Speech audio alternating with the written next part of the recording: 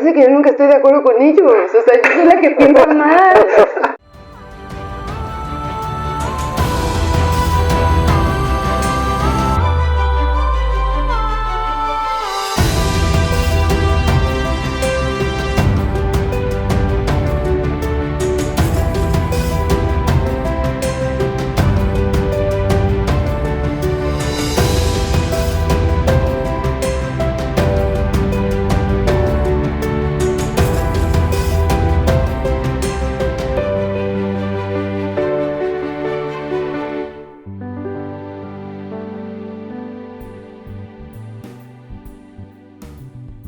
¿Qué tal?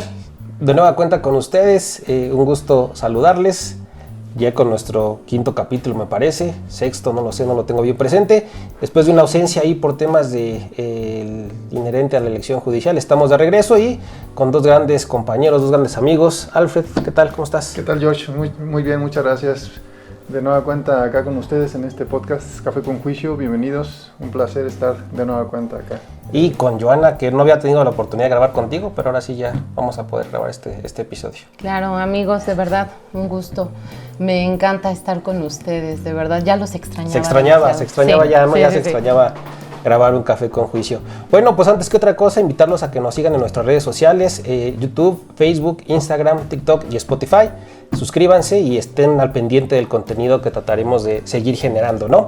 Bueno, el día de hoy vamos a tratar un tema que tiene que ver con una forma de terminación anticipada, ¿no? Del procedimiento. Sabemos que hay salidas alternas, que son dos, y una forma de terminación anticipada. Vamos a ocuparnos un poquito del procedimiento abreviado, no sé, ¿les parece? ¿Están de acuerdo? Sí. ¿Sí? Ok, bueno, básicamente pues platicar que el procedimiento abreviado, reitero, es una forma de terminación anticipada que puede celebrarse en momentos procesales específicos, ¿no? En ese sentido, pues Alfred, en cuanto al procedimiento abreviado, tu experiencia en las audiencias, los temas más importantes que consideres a comentar con la gente que nos acompaña el día de hoy. Sí, pues yo creo que sería bueno pues empezar a meditar este tema en cuanto a en qué momento se puede plantear este tipo de mecanismos, ¿no? Claro. Y en principio, ¿por qué denominarlo procedimiento abreviado? Su nombre así lo dice, ¿no? Un procedimiento abreviado, reducido, a través del cual se puede terminar un asunto más pronto. Pero, ¿en qué momento se puede plantear? Lógicamente tendría que haberse ya iniciado un proceso penal en contra de alguien. ¿Qué quiere decir esto? Que a una persona se le está atribuyendo un delito. Entonces a esa persona se le lleva ante el juez y el juez determina si se va a iniciar un proceso penal o no. Y a partir de ahí dice la ley, el Código Nacional, que se puede llevar a cabo este tipo de mecanismos de procedimiento abreviado, que la Fiscalía pues tal vez considera conveniente en determinados casos concluir el proceso a través de ese tipo de procedimientos y no propiamente deshogar todo el proceso hasta llegar a una audiencia de juicio y poder obtener una sentencia condenatoria. Más o menos es en ese espacio podemos ubicar el procedimiento abreviado, ¿no? Dentro del proceso penal. Pero han surgido diversas problemáticas, ¿no? Durante los procesos por los cuales Sí, como si se pensaba que el procedimiento abreviado iba a ser como una salvación para que no llegáramos a juicio. Hoy en día pues no está pudiendo tener ese objetivo, ¿no? Yo creo que ha habido muchos temas desde las propuestas, desde que no se propone, desde que algunas de las partes, ya sea el Ministerio Público o incluso los defensores, no quieren llevar el procedimiento abreviado, ya sea porque la Fiscalía no lo quiere proponer, simple y sencillamente porque pues no quieren ir a juicio, o porque han puesto, siento que algunos candados extras adicionales a los de la ley. Ejemplo, que si la víctima no quiere, entonces no los están autorizando, ¿no? Así sí. Se llama. Pero también la defensa, porque dice, no, pues es que no me conviene que me estés reduciendo un mes, cuando la ley me daba la oportunidad de reducirme hasta, supongamos, no sé, 2 años. ¿Y tú me quieres reducir un mes? No, pues, ¿sabes qué? Yo tampoco quiero el procedimiento porque no me conviene, porque evidentemente lo que me estás ofreciendo, yo puedo obtener muchísimo más en juicio entre mis estrategias y entre que tú no lo puedas desarrollar bien el juicio. Entonces le están apostando más a ir a juicio, a esa salida alterna que era como una de las ventajas y que se esperaba demasiado del mismo, ¿no? Yo siento. Que está ocasionando muchos problemas estos temas, ¿no? Y yo creo que sería importante para que las personas que no son abogados tal vez podrían comprenderlo de mejor manera. El procedimiento abreviado es como una negociación, ¿no?, entre la Fiscalía, es decir, el Ministerio Público, que es el que acusa, y la persona imputada o acusada. ¿Cuál es el negocio en concreto que se hace? Y negociación hablando en buen sentido, no refiriéndonos a actos de corrupción, sino que una negociación porque la Fiscalía, pues tal vez lo que le interesa en determinados casos, porque tiene información suficiente para poder acusar a alguien, dice, bueno, yo te ofrezco una pena disminuida, acusado, y tú a cambio vas a obtener un beneficio. ¿Cuál es ese beneficio? Que vas a obtener una pena menor a la que tú obtendrías si acudes a juicio oral. Que el juicio oral es la última parte del proceso. Lo que se intenta es que desde un principio el proceso se termine a través de esta negociación. El problema viene, creo que desde un principio, George, y seguro estoy que te lo han planteado en las audiencias. El procedimiento abreviado es una facultad del Ministerio Público o es un derecho del imputado, que eso es un tema que ha sido materia de discusión. Fíjense, nada más antes de tratar este tema que plantea Alfred, yo cuando tengo la oportunidad de compartir en algún grupo siempre les ponía el ejemplo, ¿no? Yo durante muchos años viajé del Estado de México, donde está mi casa, a la ciudad de Guanajuato, a Salamanca, porque ahí radica familia mía. Entonces yo siempre les explicaba, les trataba de explicar en qué consiste el procedimiento abreviado y siempre ponía este ejemplo. Hace ya 10, 20 años, no tengo el tiempo así preciso, pero hicieron un libramiento que nos llevaba al mismo punto, pero nos ahorrábamos de camino 1 hora. Entonces yo siempre les decía, ¿qué prefieren ustedes? ¿Llegar a esa meta o a ese destino por la vía larga o por la vía corta? Irnos por la vía corta nos implicaba pues menor tiempo, menor estrés para la familia que va viajando, menores gastos, menos gasolina, algo así lo veía yo en cuanto al procedimiento abreviado, ¿no? ¿Esto de qué depende? Bien lo decía Joana, no en todos los casos va a ser factible ir un procedimiento abreviado, pero yo lo que me he percatado, Alfred, contestando un poco lo que me cuestionabas, es que muchas veces, comenzando por las defensas, no tienen clara cuál es su estrategia desde el momento en que tienen la carpeta en sus manos. Es decir, yo como defensor creo, cuando una carpeta esté en mis manos, yo ya tengo que vislumbrar hacia dónde voy. Ya sé si puedo ir a un procedimiento abreviado, porque a lo mejor platicando con mi cliente no hay forma de acreditar su inocencia, y que está mal empleado esto que estoy diciendo. Acreditar su inocencia está mal, es pésimo, pero entienda si así yo lo quiero explicar así para efecto de este procedimiento abreviado, ¿no? Es decir, si el agente del Ministerio Público tiene una hipótesis, tiene un caso, y ese caso se ve robustecido con medios de prueba, muy seguramente si van a juicio, pues va a ser una sentencia de condena, ¿no? Y a veces es lo que yo les decía a los defensores, valoren lo que tienen. Si van a juicio, a ver qué pasa en juicio, me parece que es un tanto arriesgado hacerlo. Si voy a un procedimiento abreviado, eso es ganar-ganar, ¿no? Gana la fiscalía, gana la víctima, porque uno de los temas importantes acá es la reparación del daño, y que finalmente es uno de los objetos que establece la Constitución en el artículo 20, apartado A, y que retoma el artículo 2, ¿no? Entonces la reparación del daño es importante, y a ti que te ofrezco, pues te reduzco la pena. Hay que decirle a la gente que nos ve que la Fiscalía tiene diversos acuerdos en donde están reguladas las disminuciones para esos asuntos en particular. Y contestando a lo que me preguntas, Alfred, así de pronto diría que es una facultad que tiene la gente del Ministerio Público. Creo que no es un derecho que tenga la persona acusada, sino es potestad de la gente del Ministerio Público.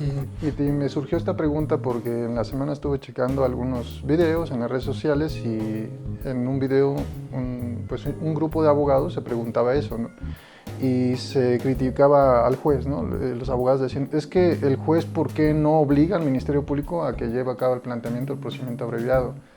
El juez es un garante de derechos y tendría que, a través de sus facultades, sus medidas de premio, exigirle al Ministerio Público que, en ese caso en específico, lleve a cabo el planteamiento del procedimiento abreviado. ¿Qué opinas al respecto de eso? No, yo sí creo que es un derecho que tiene el imputado. Me parece que él, ya desde el momento en el que está catalogado como acusado, tendría derecho a elegir si va o no a juicio. Si él cumple con todos los requisitos de la reparación del daño y de declararse responsable de la comisión de un delito y de ya tener claro que no quiere ir a juicio, ¿por qué guardarle esa posibilidad? Porque además, como dice Jorge, ¿no? Es ganar, ganar. Entonces, ¿por qué obligarlo a él a ir a juicio? El Ministerio Público, desde mi punto de vista, tiene que plantearlo. Yo creo firmemente eso. Incluso hay veces que yo sí les digo, fiscal, traiga la propuesta. Y si no, tráigalo por escrito. No solamente dígale, no te la voy a dar así. ¿Por qué? Pues porque no me lo he autorizado, no quiero o lo que sea. No, tráigasela por escrito. Y entonces estaría interesante saber si el acusado se va al amparo, ¿qué se opinaría? ¿Por qué? Porque no tenemos nada escrito. Él opina que es facultad del Ministerio Público. Yo opino que también tiene un derecho él a decidir no ir a juicio. Y entonces ganar una reducción en su condena, porque al final del día, como dice Jorge también, va a llegar al mismo punto, va a ser una sentencia condenatoria, pero podría obtener un beneficio, que es una disminución. Pero entonces, si el fiscal le diera ese rechazo por escrito, ¿qué pasaría que el acusado se inconformara a través de la vía de amparo? Estoy casi convencida de que podría obtener más y podría decirle la autoridad federal, fiscal, tú propónselo, y entonces ya tú decides si lo vas a llevar o no. Entonces yo sí creo que es un derecho que tiene el acusado. Muy bien, pues es interesante estos puntos de vista, y no lo había meditado desde esta perspectiva que comentas tú, Joa, pero yo como que sí tengo bueno, en realidad siempre he tenido el criterio que maneja George en cuanto a que pues es una facultad que tiene la Fiscalía. Creo que tendríamos que atender a la naturaleza o a la idea de que tenía el legislador al momento de plantear ese mecanismo en la Constitución, en la ley. ¿Cuál era la idea? De que en determinados casos la Fiscalía, lamentablemente esto casi no sucede, la Fiscalía tiene que atender a una política criminal. Incluso los acuerdos de la Fiscalía, del Procurador en su momento, tienden a eso, a analizar todos los casos bajo una política criminal, a las circunstancias o situaciones bajo las cuales la sociedad se encuentra inmersa en cuanto a la problemática de inseguridad, de procuración y administración de justicia, específicamente de procuración de justicia, y va a analizar caso por caso. Hay casos, por ejemplo, tal vez feminicidios, tal vez homicidios, tal vez secuestros, que a la Fiscalía pues considera bajo esa política criminal que en esos casos no es conveniente plantear el procedimiento abreviado. E incluso a la Fiscalía considera que a esa persona se le tendría que imponer una pena máxima, ¿no? Y no beneficiarlo con penas disminuidas. Entonces, creo que tendríamos que partir de ese aspecto. La idea del procedimiento abreviado, que hoy en día no se aplique de manera adecuada o que no hayamos entendido la figura jurídica como debe de ser, es algo diferente, ¿no? Pero me parece que incluso la Fiscalía, cuando inicia un proceso, lo primero que tendría que hacer es analizar el caso y de inmediato plantear el procedimiento abreviado. Incluso la propia ley dice, ¿no? El procedimiento abreviado procede desde la vinculación al proceso. Yo nunca he visto eso. A mí me encantaría ver a un Ministerio Público que llegara a la audiencia inicial luego de la vinculación al proceso. Su señoría, quiero ofrecer el procedimiento abreviado. Y en esa misma audiencia dicto sentencia. Y se acabó el proceso. Es que hemos desgastado el procedimiento, creo yo. Lo hemos cansado, lo hemos fastidiado, porque si se acuerdan en aquel sistema que trabajábamos nosotros en el tradicional, se acuerdan de los sumarios, Ajá. de los ordinarios, ¿no? En 3 semanas y que había unos sumarios, ¿no?, con renuncia de Uh-huh. plazos, y que en menos de 3 semanas, cuando había una confesión, en menos de 3 semanas ya tenía sentencia. Yo siempre me he preguntado si este sistema lo que pretendiera agilizar los mecanismos, pues yo veo que en este caso, y ese panorama que dice Alfred sería genial, ¿no? Yo ya se lo había escuchado también a Mauricio Lozoya. Él decía, ¿por qué los fiscales no llegan a la audiencia inicial con su procedimiento abreviado? Ahí ya acabamos el asunto, porque regresando al primer cuestionamiento, ¿en qué momento procede el procedimiento abreviado? La oportunidad, como se le conoce a esa figura, o una de las figuras que tenemos que atender, la oportunidad, es dictado el auto de vinculación a proceso hasta antes de que se dicte el auto de apertura a juicio oral, ¿no? Entonces imagínense cuántos asuntos no nos quitaríamos, porque déjenme comentarles también que siempre he dicho y he sostenido que la etapa de investigación complementaria sirve para lo que sirve el cajero que está abajo de Niños Héroes. Para nada, porque nunca sirve. ¿Por qué? ¿Qué pasa? No, lo guardan, o sea, a mí me da la impresión que esa carpeta va, se guarda o se abandona o no sé lo que pasa. Exacto, ¿no? Ay, bueno, casi se me va a vencer, ahora sí la saco y... No, o vamos a la audiencia inicial, por nada. ejemplo. En la audiencia inicial ya te vincula a proceso, ya te impuse tu medida cautelar, ya te fijé plazo para cierre de investigación, que además te peleaste porque fueran 6 meses. Sí. Por lo que quieras. Se terminan los 6 meses, llegamos a la audiencia intermedia y ¿qué hemos vivido? Que apenas en ese momento las partes hacen primeras propuestas para ver hacia dónde van. Entonces yo digo, la etapa de investigación complementaria no la estamos utilizando para lo que en realidad debe de utilizarse. Seguramente ustedes también han visto que en las acusaciones no nos toca el mismo asunto, ¿no? Que vinculaste, excepcionalmente, por alguna casualidad nos toca, ¿no? Y si te pones a comparar los datos de prueba que te ofertaron para el efecto de la vinculación a proceso y los que te presentan en la acusación, son exactamente los mismos. Entonces esa etapa de investigación complementaria no sirve de absolutamente nada. A sus excepciones, ¿no? O el que en el momento ya quieren agregar más cosas y empieza a ser todo un desorden en cuanto a eso. Pero sí, tienes razón. Difícilmente la práctica nos está indicando que esa etapa. Y otro tema también sumamente importante, ¿no? La reparación del daño. En el supuesto de que si se debe, dice la ley que debe de garantizar la reparación del daño. Esa garantía, ¿cómo se da? Esa garantía se da en efectivo, en el momento del procedimiento, en la autorización del procedimiento, o hay quienes dicen lo dejamos para ejecución, ¿no? Que allá se vaya. Yo no sé ahí qué postura tengan ustedes, estaría interesante saber si lo quieren compartir. Es algo que comentaba yo, ¿no? Que incluso la Fiscalía a través de sus acuerdos ha ampliado los requisitos para que se pueda llevar a cabo un planteamiento, en principio un planteamiento del procedimiento, ya después vemos si se reúnen los requisitos para autorizarlo o no.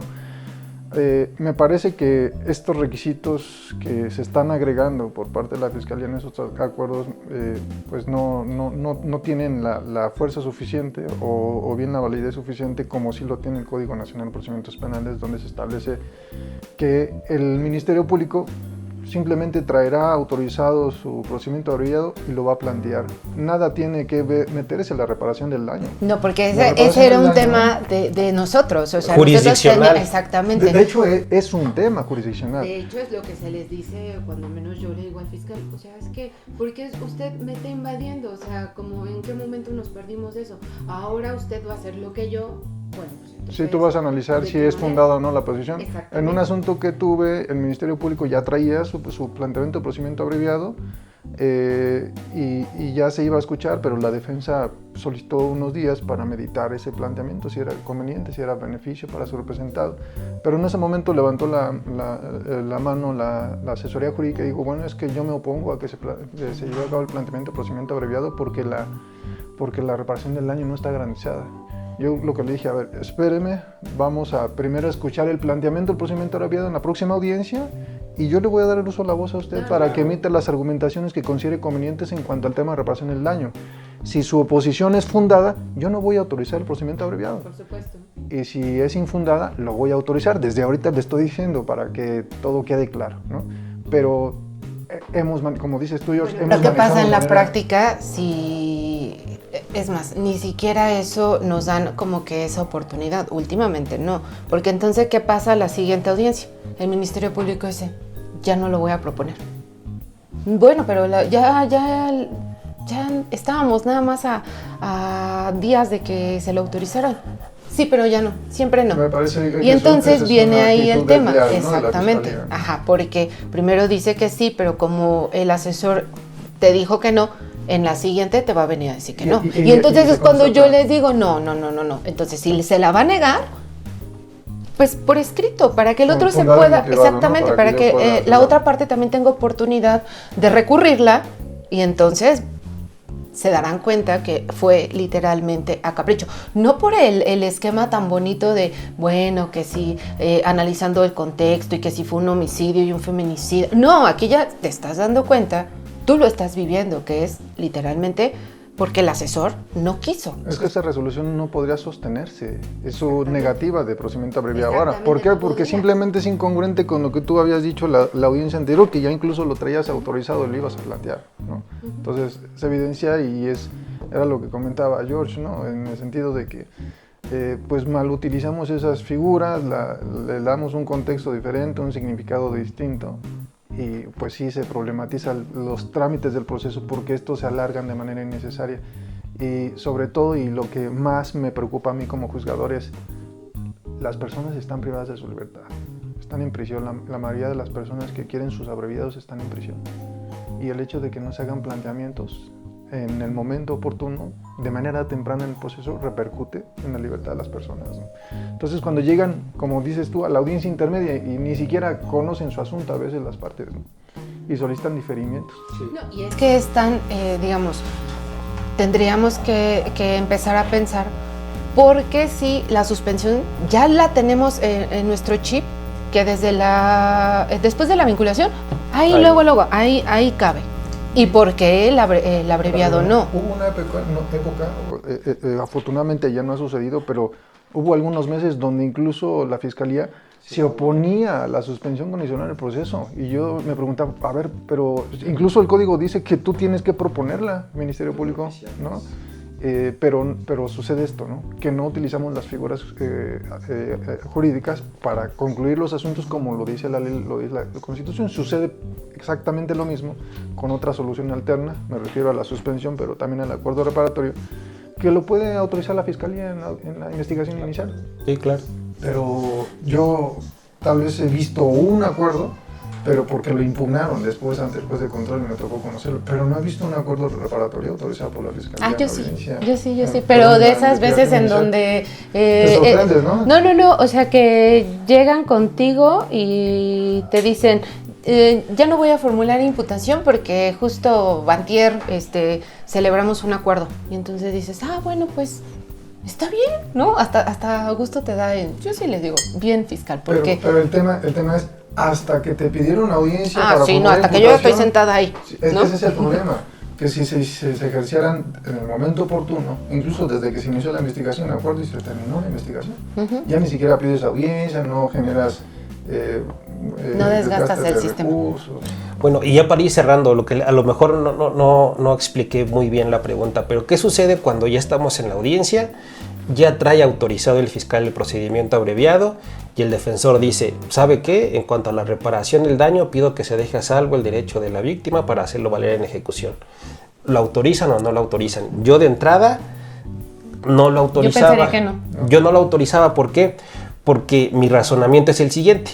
Si dice el código que el procedimiento abreviado debe de estar inmerso o dentro de los requisitos la reparación del daño y dice que debe de estar garantizada, no hay mejor garantía que la reparación ya esté cubierta al momento de autorizar el procedimiento abreviado. ¿Por qué? Porque si lo dejamos para ejecución, la sentencia la tenemos que dictar y ahí quien ya ganó fue el acusado, pero pudiera ser que en ejecución esa reparación del daño nunca se haga efectiva y la garantía ya no fue tanta garantía, ¿no? Yo les decía, también es como cuando vas a Walmart a comprar una televisión y te dan tu garantía, ¿no? Ahora creo que ya no la sellan, no creo que tu ticket es tu garantía.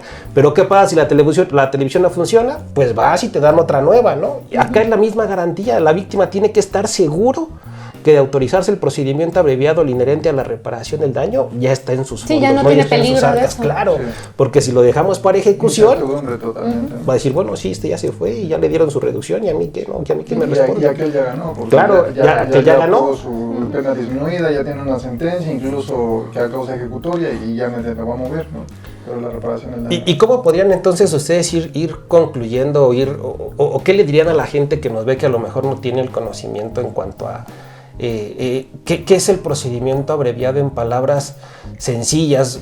¿Cuándo sí, cuándo no?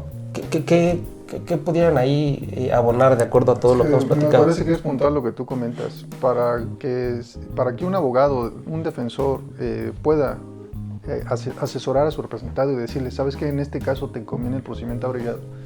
Pues tienes que analizar tu asunto, tienes que analizar tu caso, tienes que ver opciones, darle un abanico de opciones a tu representado. Decirle, ¿sabes qué va a pasar si se concluye con el procedimiento abreviado? Te van a dictar sentencia, vas a tener un antecedente penal, pero vas a tener una pena disminuida. si nos vamos a juicio es muy probable que te condenen porque aquí hay bastantes pruebas y la pena va a ser mayor y de todos modos vas a tener tu antecedente. Y no vender falsas esperanzas, o ¿no? expectativas, Sí. ¿no? Porque, pues, O en sentido contrario, ¿no? Decirle, ¿sabes qué? Aquí no hay pruebas, no te conviene el procedimiento abreviado y mejor vámonos a juicio. Yo considero que el Ministerio Público no va a poder acreditar su responsabilidad penal y vas a resultar absuelto. Entonces, yo te recomiendo que nos vayamos a juicio. Pero finalmente tú, como mi cliente o imputado, acusado, tú lo decides. Yo te pongo las opciones y tú decides. Pero el tema es que el abogado defensor haga ese tipo de planteamientos, ¿no? Y no se llega a las audiencias desconociendo el caso, a veces ni siquiera tienen los registros de la carpeta de investigación, piden diferimientos de audiencias, piden incluso que el Ministerio Público lleve a cabo el planteamiento de procedimiento abreviado y en ocasiones pues no es lo conveniente para su presentado y cambian de postura a última instancia, ¿no? Eso es lo que yo podría comentar o compartir al respecto. Sí, no, bueno, prácticamente es lo mismo y que bueno, intentar que previo a elegir juicio o abreviado, pues intenten agotar de ser posible los mecanismos alternos, que son un poquito más benéficos para ellos, ¿no? Más flexibles, hay más oportunidad de no tener una sentencia. Entonces, me parece que eso también podría ser, ¿no? Intentar agotar primero en caso de que proceda, acuerdo o suspensión, y si no, bueno, entonces sí, tener opción B y C, ¿no? O sea, como sí. Última opción. Sí, claro. ¿No? Es parte del ejercicio que creo que debe hacer la defensa, ¿no? Como lo va diciendo Alfred, el conocer su asunto, el saber de qué trata, el saber qué tiene. Y fíjense que creo que esto ha sido una figura criticada, algunos no le quieren dar la importancia que tiene, pero yo la considero fundamental y tiene un poco que ver con la teoría del caso, ¿no?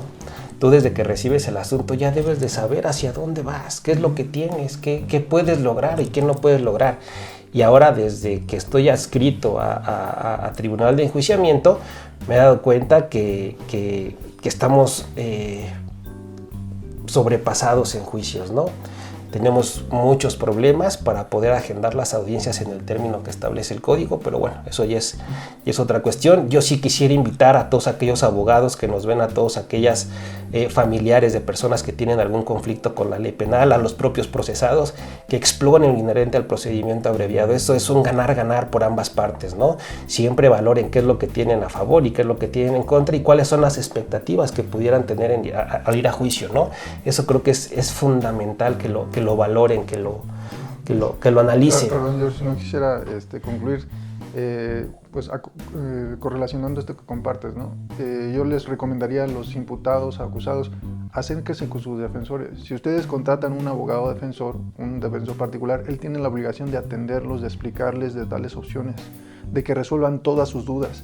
No se esperen a llegar a la audiencia y que el juez o la jueza pues les explique estas opciones que tienen y qué es lo más conveniente para ustedes, porque en realidad nosotros nos encontramos impedidos al respecto, ¿no? De estar orientando cuál sería la mejor opción para poder concluir su asunto. Acérquense a sus abogados, que son los que tienen conocimiento. También ahorita que dicen eso, también pienso que ese mismo comentario o recomendación que se le puede dar a los acusados también sería para las víctimas, porque justamente me pasó recientemente en una en donde, pues vamos, o sea, había renuencia por parte de las víctimas, ¿no? Un asunto mediático y demás. Entonces, me parecía que la asesora no estaba verdaderamente bien centrada en lo que estaba en la carpeta, porque pues el fiscal decía, bueno, pues le ofrezco un abreviado y mira, te va todo, ¿no? No y no. Bueno, pues total que preparando la audiencia intermedia, literal yo decía, ay, por favor, ojalá que verdaderamente cambie de opinión la asesora y les diga, porque de aquí, ninguno de estos datos acreditan lo que está diciendo el Ministerio Público, y esto va a ser una sentencia absolutoria. Meses después, en las noticias, y resulta absuelto Chuchito. Sí, claro. Y entonces dices, ¿por qué? O sea, te aferraste. Y esto fue así porque el asesor así se los vendió también a las víctimas. Entonces, No ya- nada ya más. traía el autorizado el abreviado. Sí, y no, y que mi reparación, y que, bueno, o sea, un sinfín de factores, ¿no? Que dice, hasta que la defensa dijo, ok, Vamos a juicio. vámonos a juicio. Verdaderamente, porque ellos sabían que no iban a obtener nada, pero con tal de evitarse el desgaste del juicio, la defensa estaba dispuesta a decir, vale, ok, todo lo que quieras, es más, que ni siquiera tendría que ser, ¿no? Disculpa pública y bueno, un sinfín de cosas adicionales con tal de que les Estaban autoriza. dispuestos a- Sí, no, bueno, y cantidades bastante grandes. Al final, pues la defensa dijo, bueno, pues nosotros vamos a perder tiempo, pero hasta ahí. Una mala estrategia. Una mala estrategia también del asesor. Claro, y no está por demás, creo que no lo hemos comentado, no está por demás señalar que este procedimiento abreviado está bajo la observación y vigilancia del juez. Es decir, el agente del Ministerio Público lo propone, el acusado lo acepta, la víctima también, pero nosotros somos quienes debemos revisar que todos y cada uno de los requisitos que señala la ley estén satisfechos para poder autorizar el procedimiento abreviado. De lo contrario, no podríamos autorizarlo, ¿no? Entonces, nada más para que la gente también esté consciente de que cualquier figura jurídica que se plantee, llámese suspensión condicional, acuerdo reparatorio, procedimiento abreviado, está bajo el riguroso escrutinio, bajo la rigurosa vigilancia que realice el juez de control en estos asuntos, ¿no? Pero bueno, pues vamos a pasar a otro tema. Perdón que sea tan abrupta, ¿no? Así de, bueno, y cambiando de tema ya para finalizar, pues es que si no, no damos también entrada a dar algunas respuestas a las preguntas que nos puedan llegar a hacer, ¿no? A ver, vamos a leer alguna. Dice... Oye, pero esas preguntas nos las han hecho sí. en las redes sociales. Sí. Algunas personas que amablemente nos han comentado y visto, sí. siguiendo, ¿no? Y nos han escrito. Dice, ¿nunca han perdido la paciencia con alguna de las partes porque, por ejemplo, la audiencia solo fue en vano y se perdió el tiempo? Bueno, perder paciencia como tal, no, pero sí es muy común que suceda esto, ¿no? Que se generen las audiencias, llegan las partes, no están impuestas, no conocen el asunto y se tiene que generar otra audiencia, Y perdemos reprogramar. el tiempo. Y sí, Pero no solamente nosotros, sino todos. sí, y algo importante que yo siempre tengo en mente es, no solo los que estamos en la sala de oralidad somos los que estamos perdiendo el tiempo, ¿no? Quisiera yo compartirles a las personas que nos ven que detrás de nosotros, de las salas de oralidad, hay un grupo de servidores públicos, se les denomina unidad de gestión judicial, está integrada por diversas personas, más o menos que serán 40 personas, 50 las que trabajan ahí, y cada una de esas personas se encargan de que la audiencia esté lista para que nosotros entremos, escuchemos argumentos y emitamos nuestras resoluciones, ¿no? Entonces se pierde todo ese trabajo o se malgasta el recurso, ¿no? Y si hemos perdido la paciencia, creo que incluso es una obligación, ¿no? De nosotros no perder la paciencia, tener prudencia, tener dirección de la audiencia, y es propiamente nuestra labor y nuestra obligación. Me parece que si perdemos paciencia no estaríamos atendiendo nuestras obligaciones como juzgadores. Yo en lo personal creo que es algo que he tenido que trabajar y lo sigo trabajando. Sí se pierde a veces la paciencia porque al final del día ocupamos un cargo como juzgadores, pero no dejamos de ser personas, de tener sentimientos, de movernos por lo que traemos adentro, ¿no? Entonces sí coincido contigo, Alfred, es una de las virtudes del juez, la paciencia, el saber escuchar. Yo siempre les digo, miren, esto no es por mí, porque al final del día yo tengo un horario que cubrir y yo tengo que estar aquí todos los días, ¿no? En este asunto, en otro. La fiscalía pues también tiene que estar aquí generando sus audiencias, el asesor jurídico a eso se dedica, está cobrando por lo que viene a hacer el día de hoy, el defensor parece que igual, el defensor público, pero quienes me interesan más son las partes no técnicas, ¿no? La víctima o el acusado, Sí, ¿no? pierden su día laboral. A lo mejor no sabemos, ¿no? Es alguien que perdió su día laboral, que no tiene la posibilidad de estar yendo a tantas audiencias porque pues en su trabajo no lo entiende, no se les permite, y por más que uno ofrezca constancias de tiempo para efectos laborales, pues eso no lo entiende mucha gente, ¿no? Entonces sí es algo que no debe pasar, pero que en mi caso ha pasado, debo de reconocerlo abierta y públicamente, pero estoy y sigo trabajando en ello, ¿no? Creo que a veces sí perdemos un poco ese centro, ese equilibrio, pero no hay que hacerlo, no hay que trabajar en eso. Pero también puedo decir que con las partes procesales, con quien creo que a veces tuve ese altercado, esa fricción, he tenido también la capacidad de ofrecer una disculpa después, porque creo que el que está mal soy yo, el que no debe de perder la paciencia soy yo. Entonces yo lo he hecho así y sí es algo que trabajo. Muy bien, muy bien. Bueno, esta no es una pregunta, digo ya nada más, es un comentario muy bonito. Dice Areli Basemat y dice: hola, me gustó mucho su canal. También soy de la Boca 4, al igual que el juez Otelo, misma generación. Ojalá se acuerde de mí, muy interesante contenido, felicidades para todos. Sí, claro que sí me acuerdo de ti, Areli. Qué gusto coincidir que nos estés siguiendo acá.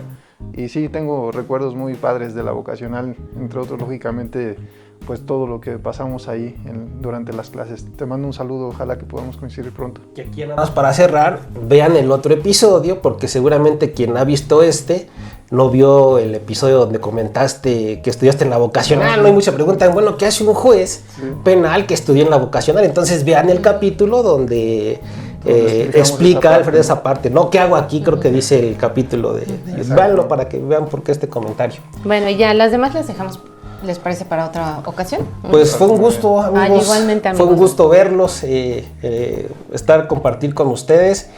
Discernir siempre nos enriquece más a todos, ¿no? Y no queremos siempre, y no se trata de siempre estar de acuerdo, podemos discernir y vamos adelante, ¿no? Recordarles que nos sigan en nuestras redes sociales, somos Café con Juicio, nos vemos en el siguiente capítulo. Hasta luego. Bye. Corte.